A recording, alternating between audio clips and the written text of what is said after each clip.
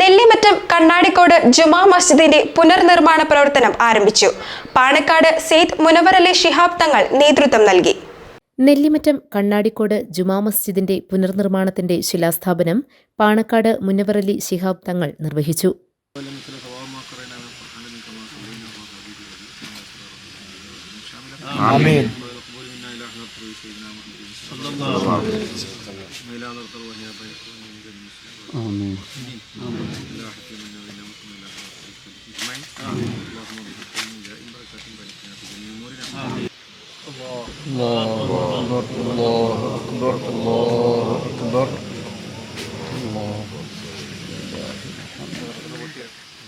പല്ലാരിമംഗലം ഗ്രാമപഞ്ചായത്ത് president PK. Moythu, Joby Jacob, PM. Siddique, Aboobacker Pallathupara, PV. Anthru, Ayoob Pallathupara തുടങ്ങിയവർ പങ്കെടുത്തു.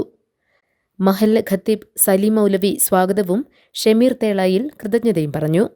Kavalangad panchayat president Bindu George, member Shinju Benny എന്നിവർ ആശംസകൾ അറിയിച്ചു. നമ്മുടെ ഈ നാട്ടിൽ സൗകര്യപൂർവ്വം എല്ലാവർക്കും നമസ്കരിക്കാനുള്ള ആധുനിക സൗകര്യത്തോടു കൂടിയിട്ടുള്ള പള്ളിയാണ് നമ്മളിവിടെ നിർമ്മിക്കാൻ വേണ്ടി ഉദ്ദേശിക്കുന്നത്. അതിനുവേണ്ടി നമ്മൾ പള്ളി വിളിക്കുകയും അതിൻ്റെ തറക്കല്ലിടൽ കർമ്മം നിർവഹിച്ചു. നമുക്കിനി വേണ്ടത് പെട്ടെന്ന് ഇത് പൂർത്തീകരിക്കുക എന്നുള്ളതാണ്. പള്ളി നിർമ്മാണം പരിശുദ്ധമായ ഇസ്ലാം വളരെയധികം പ്രാധാന്യം നൽകിയിട്ടുള്ള ഒരു കർമ്മമാണ്.